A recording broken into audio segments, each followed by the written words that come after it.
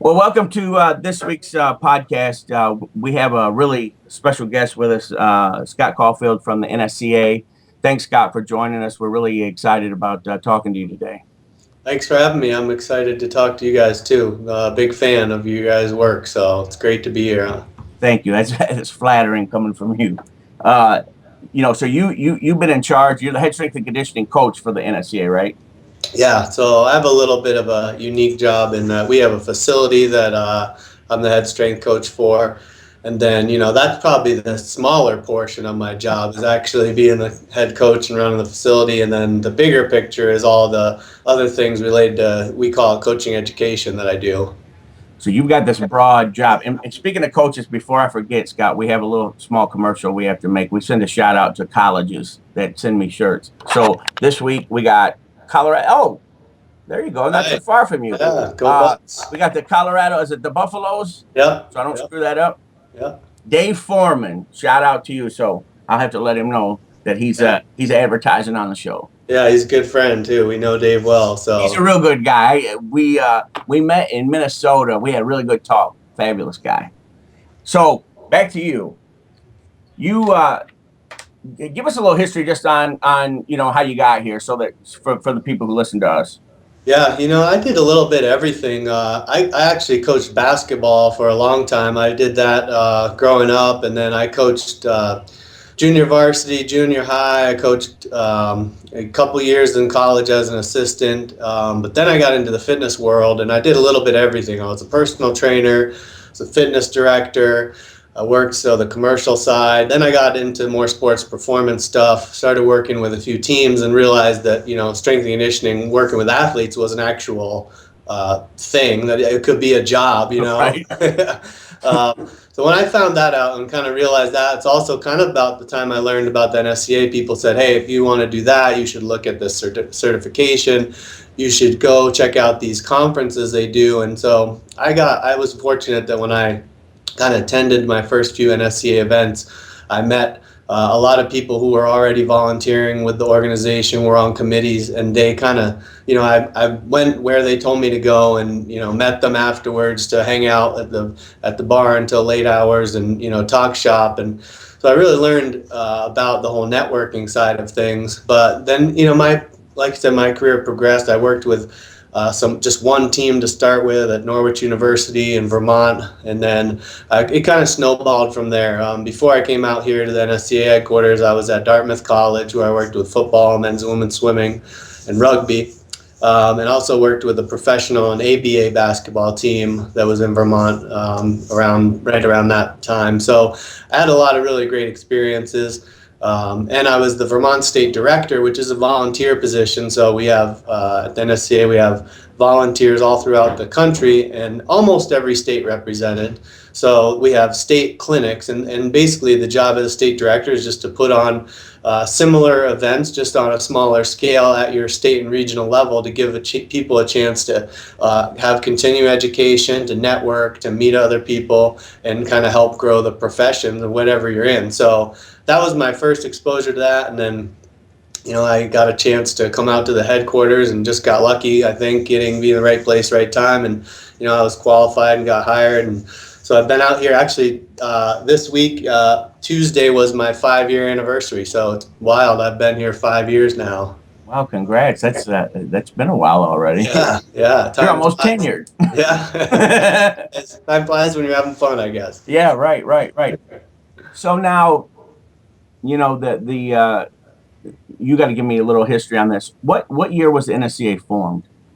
Well, it was founded in 1978 by a group of strength coaches, and Boyd Epley being one of them, who's probably the most well-known. But there was about 70 or 75 of those core members that really helped found it. And again, those guys were just strength coaches that were trying to get together and help grow the profession and really, exchange different testing numbers and information. So we're coming up here on 40 years. Wow. So I was thinking of that before we got on, how it started, number one, and then how it's changed. And there's a couple of ways that it's changed. I'd like to hear what you have to say. One of the things that I noticed is that it pays a lot better than it used to. Sure. I Oh yeah. just saw they somebody did a story, and I can't remember. Oh, it was about the guy at Alabama, and I can't think of his name. Yeah. Uh, Scott Cochran. got a huge Yeah. raise, Right. and he wasn't even the highest paid guy in the country. Doyle at Iowa, making Yeah. over $500,000 a year as a college strength coach. Right. I'm sure that wasn't happening in 1978. Yeah, no, I think it's been huge, and that's gotten a lot of attention and stuff too. I hope it helps, and I hope we can help grow the profession to make sure that it does have a trickle down effect, so that our golf strength coaches and our swimming strength coaches can reap the same benefits. Not that it's just especially in big time football. Yeah, yeah, it's kind of it's kind of like I would imagine with the sport coach in the particular ones, the sport that makes the most money, the coach makes the most money, and but hopefully you can spread it out a little bit so that the guys in the other sports are given some equal value, if you will. Maybe not monetarily, but otherwise, they're valued in the same way. Sure. And yeah, it's become kind of a glamour job almost, a little bit. It's not like it used to be. Used to be, a college may or may not have a strength coach, Right. maybe. Now, the D3 schools got them, high schools got them. I Yeah. just got a call from a guy the other day who's the strength coach for modern day high school in Los Angeles. I'm like, Yeah. they got a strength coach for high school? Right. Yeah, yeah, they do, apparently. So, I was surprised, but yeah, it's becoming more and more integral. Right. And the best thing about that too is it's becoming more professionalized. So they're realizing that you need these education levels. You need to have a master's degree. You need to have certification. And we saw that accreditation ruling in Division One come into place in August. So anyone in Division One needs to have an accredited strength and conditioning certification, which again, really only two organizations, us and the CSCCA, fit that bill, to the T. The Division Two voted on that just in January, and I believe that legislation passed, that they will, and maybe it'll have a trickle up effect to the NFL and some pro sports. Major League Baseball, the NSCA and Major League Baseball have a really good relationship, so in Major League Baseball, at the minor league coordinator and head strength coach level, they must be CSCS and registered strength and conditioning coach with the NSCA. So that's a minimum requirement in Major League Baseball. I think I think it's important. Like you said, there has to be this base level of knowledge because this is the one profession.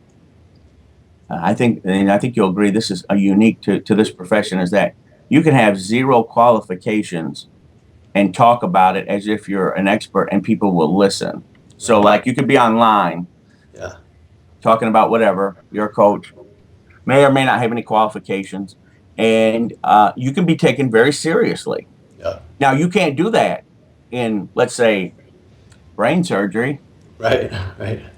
Well, number one, are you a medical doctor first? Number one, and then we'll talk. We'll go from there. But if you don't have the requisite, what I mean, education. For Right. some reason, this field, I tell people this a lot. I said, the field that I'm in is just as much of a science as neuroscience or physics or everything else. The only difference is if I'm wrong, you don't die. Right. Right. But it's just as much it's a complex Yeah. of a science. And so, yeah, you have a lot of internet gurus that are the advent of that, and you don't know whether or not this guy's really qualified in any way, shape, or form. Right. And so I think that's something critical for people to realize. And that kind of leads me to something else that I wanted to have you touch upon is that, at the outset of the NSCA and the whole profession starting, you had a certain level of knowledge and of an average strength coach. How is that changing now? Like, because I noticed that the NSCA is changing its look a little bit in the sense that this is kind of how we got connected. It's starting to look more globally Sure. with other experts. And it looks to me like it's a younger group, Yeah. right? A new generation. Right. And they're looking in different directions. Like this, what caught my eye was last year when Brian Mann and I met at Minnesota, and he gave a talk, and I was pleasantly surprised at what he was talking about and not in the direction he was looking in. Can you talk about that? How that seems to be kind of evolving? Yeah, I mean, I think, like you said, there's a whole another generation coming in, and the where they get information from and just the stuff they're exposed to is different than and I heard someone talking about it too, talking from sport coaches. It's the same thing. A lot of older sport coaches may be set in their ways, and they did things like this. That it's just the evolution of the time and evolution of the profession. But like I said, the more that kind of minimum standards are. I mean, I remember when, a master's degree wasn't that big of a deal. I mean, maybe that also makes me old. Like, I didn't, not that many people I knew had master's degree, and now I tell our interns, look, this is a minimum requirement now. I It's mean, your ticket in the door now. Yeah, you got to have that before almost anything else. So, I think it's just more people becoming exposed to it and being able to open their mind into different theories and different types of training, looking at where all these other people that may have had other success, whether it be from Russians or all these different backgrounds. So the more, and again, that's our job hopefully at the NSCA, is to if we want to be the worldwide leader, we need to recognize that all over the world is where these contributions are coming from. And this is one area where in the United States where we haven't been the world's leader in terms of science. Sure. You could point to a lot of different, because one of the things that I tell people, and I know you agree, we don't study athletes in the United States at the university level. There's no such thing. And anytime I tell somebody that, they're shocked. What? Yeah, we do. Tell me where it happens, because I haven't seen it. Yeah. You know what I mean? So you get somebody who has a degree, and while they have a master's degree, and that's great, what do they know how to do? Yeah. You know what I mean? And so I think that this is where this global approach, and you guys looking outside and saying, okay, what is everybody else doing too?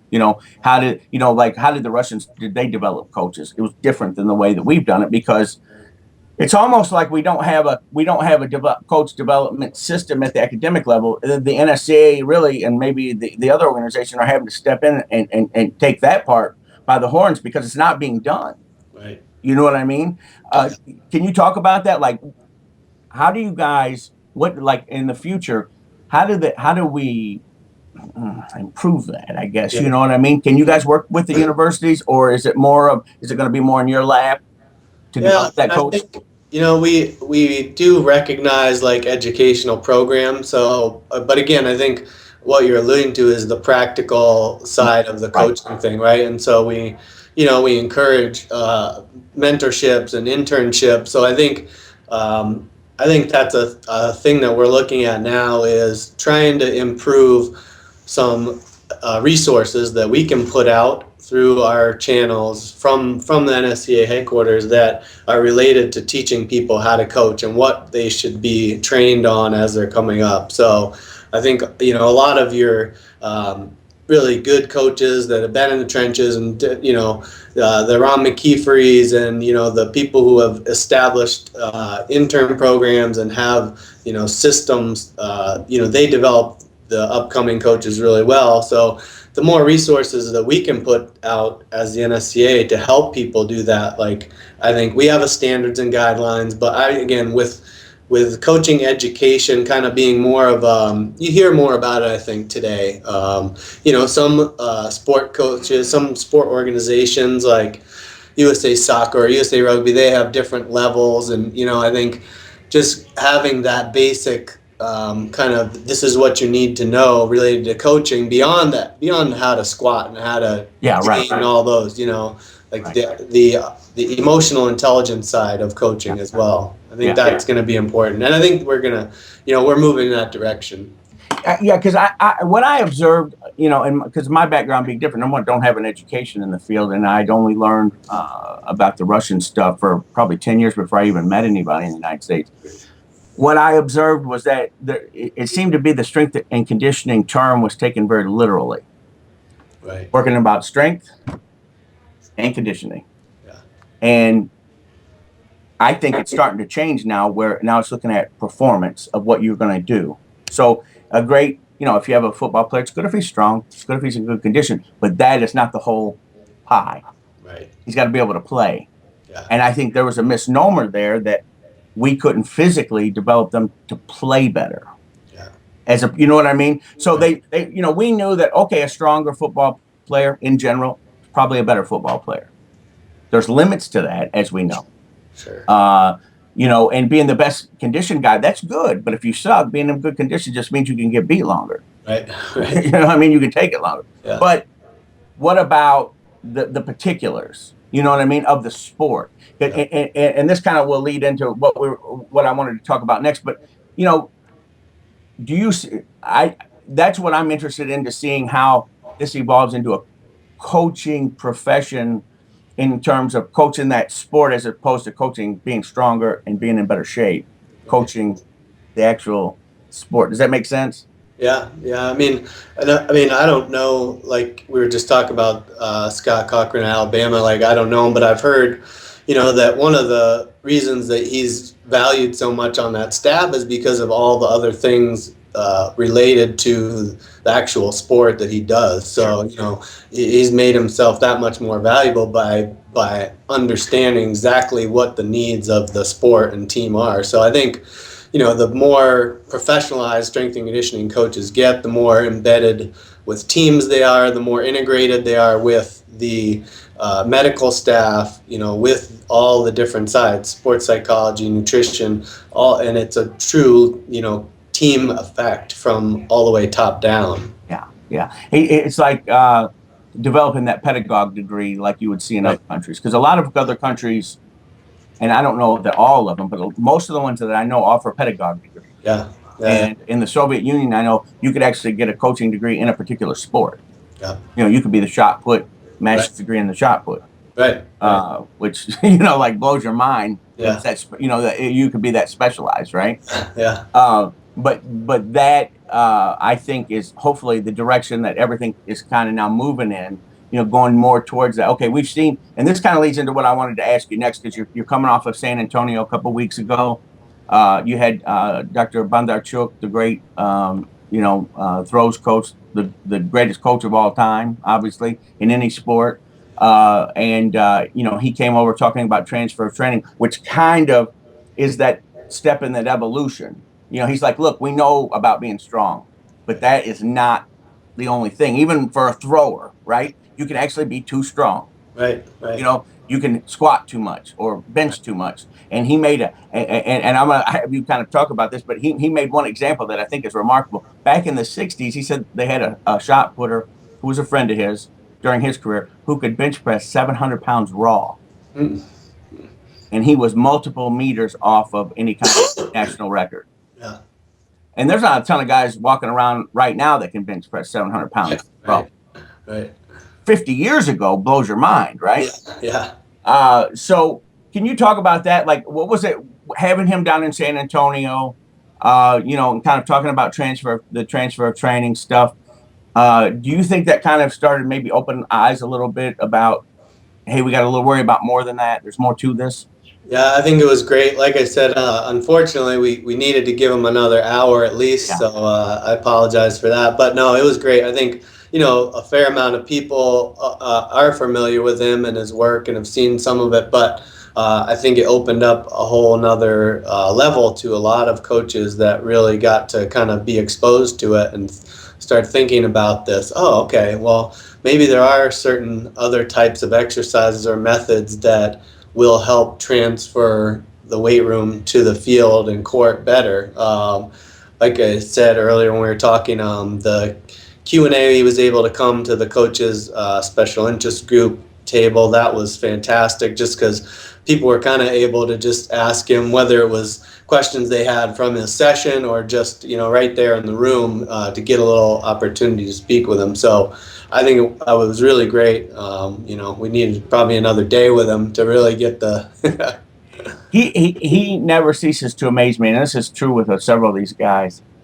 The vast amount of knowledge off the top of their head blows my mind sometimes, because I'll add, you might ask the most esoteric question in the world and he knows right off the top of his head. Right. and that was 50 years ago. Yeah, you know, Right, right. like where you been at, right? Yeah. And it's yeah, it's amazing. I've watched him give talks, and then people throw questions, and he'll throw such a precise answer at them that I'm like, where did you get that from? I mean, where, you know what I mean? And that's what's fun about hanging out with those guys. The guys that are older, been around, you know, they've been around for a long time. He's been in this, well, he's been coaching for more than 40 years. And you know, has a PhD as well. So I mean, he's got the education too. But I think it's just that vast experience Right. that's really amazing because he's actually done it. Right. He's not talking about something that's theoretical to him, and Right. he's coached the world record holders. Yeah. You know what I mean? And his guys are still the world record holders. Right. There's nobody even sniffing the world record and the hammer. There's nobody on the horizon either. Yeah. You know, and that record's now 30 years old this year. Yeah. You know, so that tells you how good he had to have been. Right. Right? So yeah, I that and by the way, he enjoyed it. We really, you know, he really enjoyed being there. He after I talked to him, he had a great time, and I think he really liked being around younger coaches, you know, and being able to answer questions and stuff. And so I know he enjoyed himself. I talked to him about a week or so ago, and he really liked it. It was Great. for him too. Yeah, good. And we can't thank Jake Jensen enough, too. I mean, that guy was a rock star, being able to translate and understand strength and conditioning concepts. Big shout out to him for all his work. He did fantastic. He'll appreciate it. And I told him, I said, wow. I said, you know, you did a fantastic job. I said, I really, you know, it was funny because he had gotten thrown in the fire the first time with Dr. Bondarchuk. They never even met. Okay. And he's going in there to do this interpreting, right? It's not, people don't realize how hard that is. Oh, yeah. I can. Because you got to know the science, the language, and you got to know the person a little bit too, because you got to understand his style of talking or teaching, right? Right. And it was a little bit rough. I mean, he did okay, but it was a little rough. Yeah. And boy, the second time around, he bounced right back. You know what I mean? They practiced on the phone a little bit, you know, talked a little bit and kind of went over. He prepared Dr. Bondarchuk's PowerPoint. He just did an outstanding job, especially for a second time out.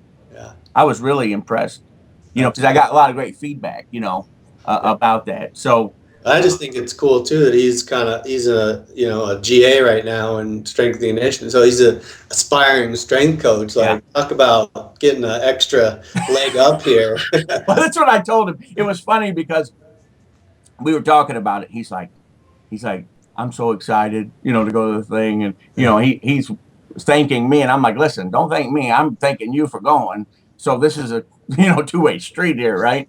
But he was excited, and I said, you know, I said, I guess this is kind of funny. You put this in context.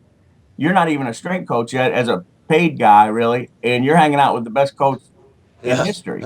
Right. I mean, and he's your buddy. So I said, you kind of got a leg up here. Yeah. Not everybody else at your age in terms of true knowledge. You know what I mean? Right. I said, you're getting to hang around with the GOAT, and you don't even have a full-time job yet. So he was ecstatic. He really enjoyed himself. He appreciated it. He said, you guys were phenomenal. He really appreciated it. He said, you guys treated him like a king, and he was very grateful to the NSCA for how you know, they were received, and you know, everything. They really enjoyed. They both did. They both really enjoyed themselves, and he outdid himself.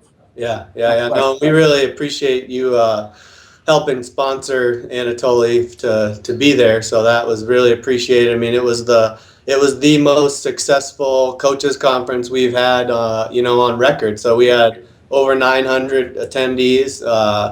The location certainly helps, but I think the content, the speakers, and the topics from research through to hands-on, and bridging the gap, the research to the application, that was the best kind of mix of all of those that we've had. So it was tremendous. Yeah, I gotta say, when I met Brian in Minnesota last May, and this kind of you and I got connected was, I'm listening to his talk, and as I told somebody else, I think I told Brian, I've never listened to a talk all the way through. My attention span sucks. I think my kids have rubbed off on me. I'm about like they are, I'm good for like 15 minutes, and we Yeah. got to go do something else. But anyway, I sat there through his whole talk. Now I had Matt Tomey, the strength coach at Michigan Tech, sitting next to me, so I could ask him what Brian meant. Yeah. So I'm like, what does he mean by that? And he talked me through it, but I was impressed. And here's why. I think this is kind of a sign of kind of how things are evolving. He's looking at texts that he had gotten that had been originally written by the Russians, and he's seeing stuff in there that he doesn't know what it means. He's like, what is this meters per second? So what is this about, right? And so this starts him on this kind of journey of looking at the velocity based training, right? And what's interesting is that's an old concept to the Russians. Sure. 50 years ago, Yeah. ironically, right? Right. New concept here though, but what I was impressed by, he picked up on it. Yeah. And he said, well, what is this? And then now he's mastered it now. Now he understands what's going on there. And I think that this is like a sign of things changing or things evolving, if you will, where he's looking at something outside the country, not very widely distributed. And not only does he read it, but he's like, I want to know, I want to use it. Right. Right. Not just talk about it in theory, but let's use it. And how can we disseminate that, right? And I thought that's an incredible sign of, where it's going now. Yeah. We're starting to look more broader, right? It's hard to admit that we're behind the rest of the world, but the fact is we were, Sure. and we're now starting to get our legs underneath us. I think a little bit. You know what I mean? Now we're starting to see this from a broader point of view, right? Right. So guys like Brian and I don't know everybody there, but I saw some of the talks. I'm like, these talks are starting to move in a different direction now. Yeah. You know what I mean? And I think that is well, it's key. It's key. Now, we talked before, you and I did, about certifications even at the high school level. We talked about that earlier, that they have them, and I've noticed myself that, and you could tell me, I don't know if this is like this in Colorado, but a lot of times at the high school level, the football coach, no matter what subject he teaches, will oversee the weight room in a gym class for his football players. Right. So he might be a math teacher, but in fifth hour, he's got the football players in the gym class, in the weight room, right? Yeah. Now, this is my opinion. I don't think that's a good idea. Right. Because for multiple reasons. You'll never see the biology teacher go over and teach theater. Right. Right. For one class. Yeah. Or vice versa. Right. How is it that another subject, a guy who has zero qualifications, he's not a phys ed major even, right? No qualifications, goes over and oversees the physical training of his team, whether it be football, basketball. I think you see it more with football. Right. I think at the high school level. Can you talk about that? What is your guys' view on that, and what's the strategy to improve it? Yeah, I mean, I think that's a big area of growth right now for us. We've got a lot of really, really top-notch high school strength coaches. So, we have an entire high school track at the national conference in July every year. So getting those guys together more, they have a special interest group just like the college coaches do. We're going to have a long-term athlete development position stand coming out soon, so people have been collaborating on that. So we just need to continue kind of to put out the message from the NSCA's view of, hey, this is what, this is why you need to be educated on certain things, and this is what you need to know, if you're in the strength coach level. Because, and actually at the high school level, it might not be it's probably not going to be an actual coach. It might be a football coach. I mean, most high schools have athletic trainers, so, I mean, I think you'd rather have your athletic trainer be a dual certified person who can also take care of the strength and conditioning training at the high school level, than a sport coach that maybe just was a good athlete and is a good football coach. That's typically the qualification right now, is that he used to play the sport, now he's the coach. And, that would be, what's peculiar about that is, why in the world would you presume he knows about the performance side, the physical performance? That's a science. It's not like a hobby. Right. It's kind of being treated that way at the high school level. Like, well, he knows because, he used to work out. Right. Well, I used to go to the dentist too. That doesn't mean I'm a dentist. Yeah, it's still amazing. We the analogy that Boyd Epley always used to use was, they wouldn't put a swimming pool in without hiring certified lifeguards, right? And you'd have to be. Right. So why would you open a weight room and just say, oh no, anybody can watch it? So it's continual education to the masses about why they need that. And you know what's interesting? And that's an excellent analogy, because the fact is that the risk of real harm to the athlete in the swimming pool is even less than the risk to the athlete in the weight room with somebody who doesn't know what he's doing. Sure. Because, yeah, everybody knows if somebody's drowning, that's an obvious deal, right? And when does that ever happen at the high school level in a pool? Man, I don't know. Probably never. Right. However, how many herniated discs do you think happen every year in high school level? Yeah. When the athletes are training? Right. How many injuries do you think occur? Yeah. Well, I've gone into a number of high schools watching. I'm like, oh my goodness. I mean, I cringe, because I know you don't need to be like a psychic. You know what's going to happen. Right. It's got to wait, and the kid's going to get hurt. Yeah, yeah. The health and safety of the athlete is going to be the biggest thing that we have. The biggest drum that we have to beat to be able to get people to understand why you need specialized training in this. And I watch. Yeah, I'll go in and watch, and what people, I think, why it's a little bit kind of deceptive, I guess, a little bit, is that the injuries may not happen in the weight room. Yeah. But it's being developed. Right. And then it'll happen somewhere else. You'll think, oh, it happened on a plate. No, you were working on it in the weight room. Yeah. It just went over this threshold of your knowing it was there, right? So I think just because, I'll use the example of the herniated disc. That disc can be bulging for a while and you not know it. You won't know anything. Right. As soon as it touches the nerve root, now all the lights go on, and you think it just happened. It was happening all along. Sure. And I think that I see this, especially with squatting. I think is one of the major ways you see this. The squatting technique maybe is not good. They're using way too much weight, is what I see a lot. Yeah. And the intensity level is way too high.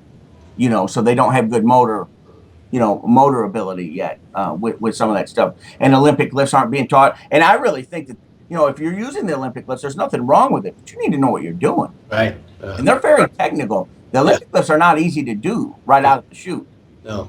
Yeah, that's a good lead-in actually to another thing that we have coming up is we have been developing a hands-on certificate course. So this is the first certificate course that the NSCA has developed, and we've got a whole bunch of people that are helping us develop it. Brian Mann's one of them, Dr. Greg Hoff, a number of coaches, Bo Sandoval from Michigan, Megan Young. So we've got a lot of strength coaches from PhDs all the way through to your high school coaches. But this is going to be, it's going to cover 4 basic lifts: the power clean, the squat, the push press, and the bench press. And it's not just going to be about how to do them as like, okay, you go through the course and now you show me you can do it, but you'll be assessed on how you can coach somebody through it safely. Yeah. So there'll be progressions and regressions. So I think this is going to be a really cool certificate. Like I said, nothing we've ever done, and really the key group will be high school coaches, sport coaches, novice, new people, new coaches coming up. I think people who have been in the field for a while are going to want to take it just to see what kind of things they might pick up out of it. So it's pretty exciting. Yeah, I know I would benefit. Like watching the Olympic lifts, I'm not like an expert on that. Right. I mean, I could teach, but there's a lot to learn still.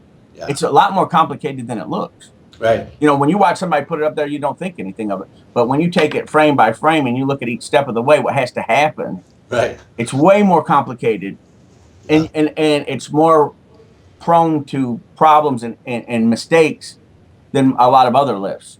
Yeah. You can make one little mistake and you can be in big trouble. Yeah, and we're not gonna tell people that we're the experts on Olympic lifting either. We're gonna say, what, if you're more interested in the specifics of Olympic lifting, you should go to USA Weightlifting and take their courses, because we have a great relationship with them. Mike Conroy, their education guy, and my assistant coach, Doug, were able to do a co-presentation at the coaches conference that went really great. And so we're going to continue to work closely with USA Weightlifting in the future, to collaborate more, because that's what that's what it's all about. Oh, and that's their specialty. So there's no need to reinvent the wheel if they're already doing it really well. Right. You put some of that over there. But I think that, that's critical from what I've seen as being, the biggest glaring problem at the high school level, or maybe in strength and conditioning as a whole. Just this high school level stuff has gotten a little bit out of hand.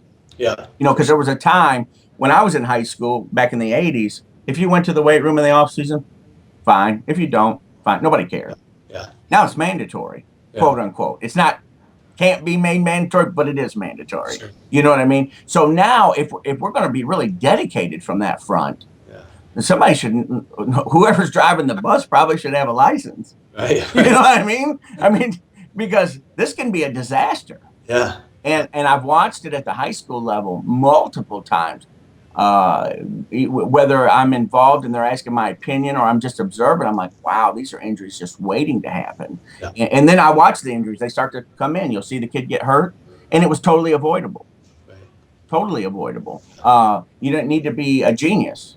And I think one of the other things is, and I'd like to see what you guys think of this too. It seems to me, and it's probably more prevalent at the high school level, that the workloads have gotten to be extremely high for kids who aren't even done with maturation. Right. And I think there needs to be, and I'd love to hear what your thoughts are on this. Like, there's got to be some parameters for volume and intensity. Like Dr. Bondarchuk has said, never, ever, ever should a teenager be lifting at 90% unless they're a power lifter or Olympic, if that's what their sport is. But if they play a team sport, never. He said their nervous system just really not ready for that kind of stuff, or for sometimes the volume that is prescribed by coaches. And I think that this is the volume and intensities that's being laid out at the high school level is a reflection of our culture. We're Americans. We do everything over the top. Right. Everything's more. Yeah. But your body doesn't agree. Yeah. Your body's like, no, that's not how it works. And I'm interested to see what your guys' thoughts are on that, because that to me is a bit alarming. And like as you're talking about maybe doing some certification in high school, I think that's like the other big hurdle, right? Big thing to get across. Yeah, the big the LTAD stuff is kind of another hot topic right now. But like I said, the position stand that was done should be out anytime now, and there's at least, I believe there's 10 kind of guidelines or recommendations that come along with that. So it's going to be now, that's long-term athlete development. It's kind of generalized for fitness, and some of the other, USA Hockey has they call it the ADM, the American Development Model. They've done a really great job showing what skills you need to know at what age.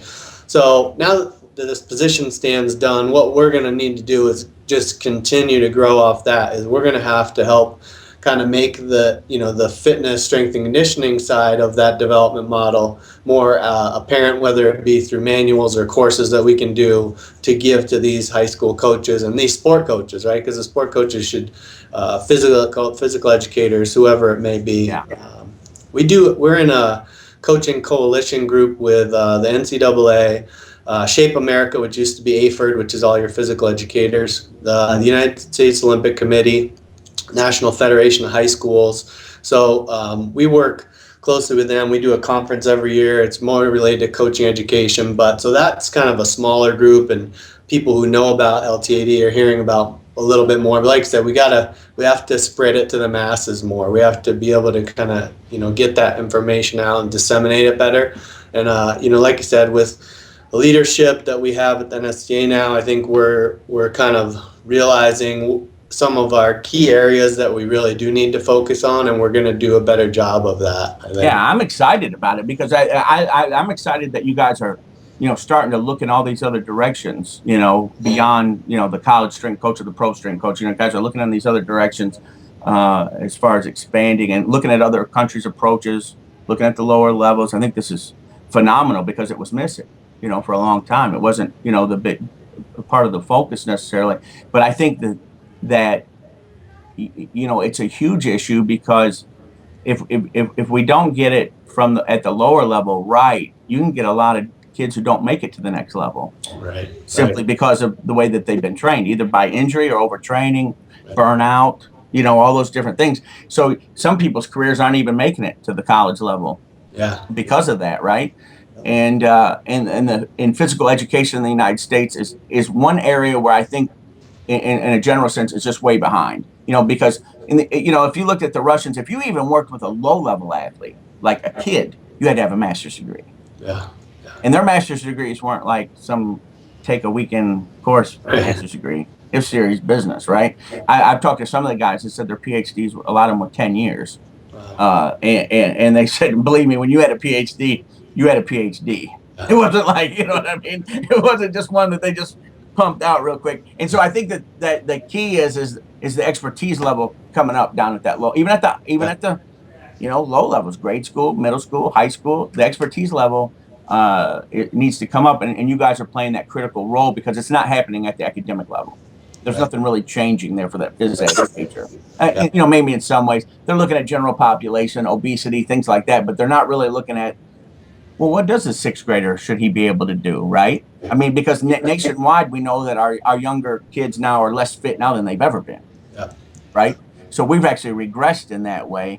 And so what should we do? And I think one of the things other countries realize is that, look, even for kids who are maybe not going to be some superstar athlete, just being in better shape, Right.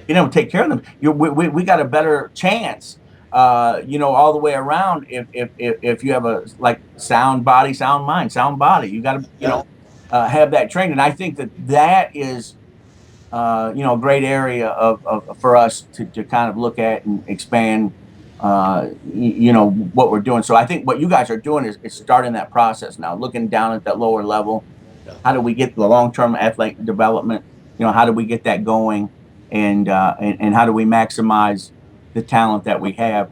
And also just maximize the health Right. of the athlete. Teach them lifelong lessons. Yeah. Yeah, exactly. Well, listen, Scott, I appreciate all your time today. I know you're busy and and we're not the most technologically advanced, so we missed a couple opportunities like the last time. But now Jeff's in charge, so we're back. Hopefully, we're back on top in that way. But I really, really appreciate your time, and I'm looking forward to the future with some of the future events. We're going to be down there in New Orleans with you guys, with an exhibitor's booth, and the possibility maybe of one of our authors maybe speaking. So we're excited about getting together with you guys this summer. I think is it the first week in July? Yeah, it's like the 6th to the 9th, so right after the first weekend, and it's in New Orleans this year. So we haven't been there, maybe ever. I'm not sure. So excited to be down there. Like I said, a lot of the speakers are already lined up. We're still filling some finalized holes, but yeah, that conference is looking awesome again. So we're excited, to get right after it again.